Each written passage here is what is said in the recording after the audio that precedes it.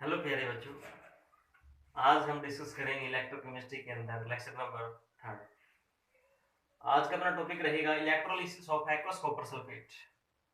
Aqueous का मतलब आपको पता है कि पानी और साथ में कॉपर सल्फेट। यहाँ पे जो बात लिखी बहुत ही ज्यादा important, by using platinum electrode. वैसे हम क्या करते हैं इलेक्ट्रोलिसिस के दौरान प्लेटिनम और you can say non reactive electrode he use करते हैं। तो लेकिन आगे कुछ ऐसे एग्जांपल हम देखेंगे जिनमें प्लेटिनम की बजाय मींस नॉन रिएक्टिव इलेक्ट्रोड की बजाय कुछ और रिएक्टिव इलेक्ट्रोड इस्तेमाल कर लेते हैं, जैसे कॉपर वगैरह हो गया। अभी इसको देख लेते हैं भाई। जैसा आपको पता है इलेक्ट्रोलाइटिक सेल क्या होता है, ग्लास वेसल हो गया, इसमें 2 इलेक्ट्रोड लगा दिया आपने, पीटी रोड, प्लेटिनम की रोड है ये। प्यारे बच्चों, जो बैटरी है ये, इसका हमने negative terminal right hand side इस इलेक्ट्रोड से जोड़ दिया और इसको बोल दिया कैथोड। देखो नेगेटिव टर्मिनल है, इसे जोड़ा इसलिए इस पे क्या आ गया, नेगेटिव चार्ज। और जो इसका पॉजिटिव टर्मिनल है डीसी करंट का, डीसी डायरेक्ट करंट का, डीसी का, तो वो इससे जोड़ दिया इस इलेक्ट्रोड से, तो इस पे आ गया पॉजिटिव चार्ज। तो ये इसको हम बोलते हैं एनोड। तो इलेक्ट्रोलाइटिक सेल में सबसे पहले आपको यही चीज याद रखनी है, ये जो कैथोड होता है उसपे माइनस चार्ज है, वजह मैंने बताई, और जो एनोड होता है उसपे प्लस चार्ज होता है बच्चों।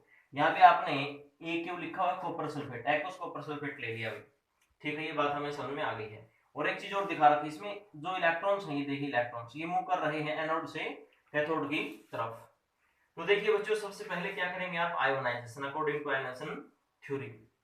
तो सबसे पहले हम पानी को लेते हैं। पानी क्या है बच्चों, वीकली आयोनाइज होता है, वीक इलेक्ट्रोलाइट है, तो H पॉजिटिव और OH नेगेटिव दे देता है आपको। कॉपर सल्फेट कंप्लीटली आयोनाइज हो जाएगा, Cu2 positive plus sulphate SO4 negative बन गया।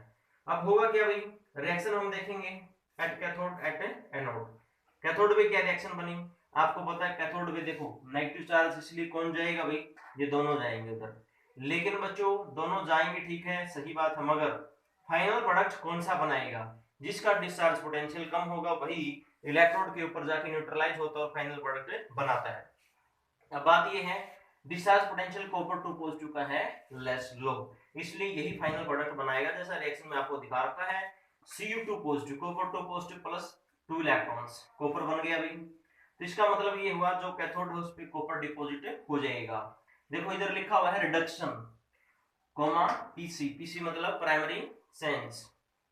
तो बच्चों जब भी आयंस जो इलेक्ट्रोड के पास जाते हैं और न्यूट्रलाइज हो जाते हैं, उसी को हम क्या बोलते हैं, प्राइमरी चार्ज बोलते हैं। एनोड पे देखिए जरा, एनोड की तरफ ये दोनों जाएंगे, फिर से वही कहानी भाई, ये जो हमारा OH माइनस है, इसका डिस्चार्ज पोटेंशियल लेस होता है सल्फेट के मुकाबले, तो इसलिए OH माइनस क्या करेगा, फाइनल प्रोडक्ट बना देगा एनोड के ऊपर। आपको पता होना चाहिए एनोड पे OH माइनस ही क्यों गया, बिकॉज एनोड पे क्या है, चार्ज है पॉजिटिव।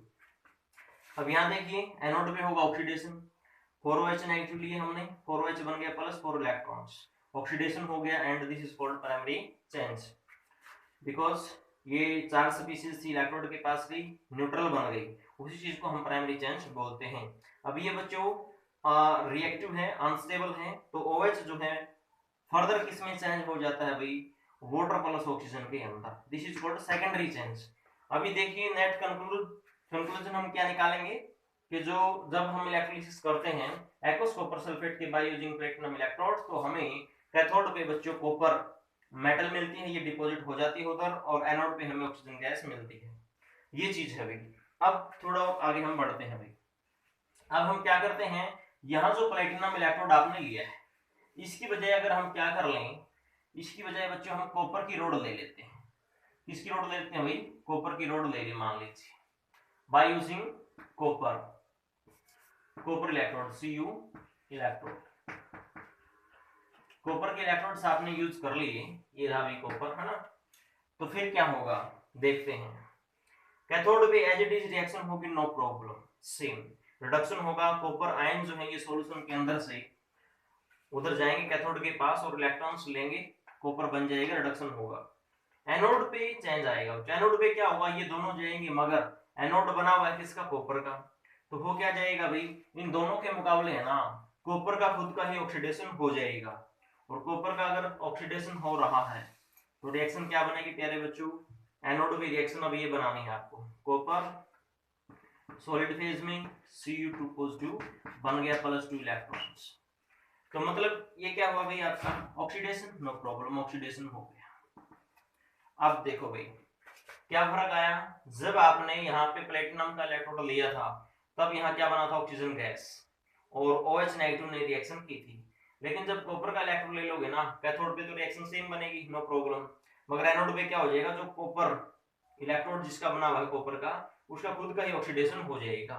और इस मेथड को हम मेटल को प्यूरिफाई करने के लिए इस्तेमाल करते हैं। जो इम्प्योर मेटल होती है उसका हम एनोड बना देते हैं, और एनोड पे ऑक्सीडेशन होता रहता है और कैथोड पे रिडक्शन। जितनी अमाउंट एनोड पे ऑक्सीडाइज होगी उतनी ही अमाउंट रिड्यूस्ड होती रहेगी, कहाँ, कैथोड के साथ चिपक जाएगी प्योर मेटल के रूप में। तो ये था बच्चों electrolysis of aqueous copper sulphate by using copper electrode and दूसरा आपने कौन सा किया था इससे पहले, platinum electrodes. Thank you very much, इसको अच्छे से देखें, नोट कर लें, वीडियो को पॉज करके बार बार सुने, एक बार दो बार अच्छे से समझ में आ जाएगा। फिर भी कोई समस्या अगर आपको रहती है तो आप कमेंट सेक्शन में बता सकते हैं, फिर से पूछ सकते हैं।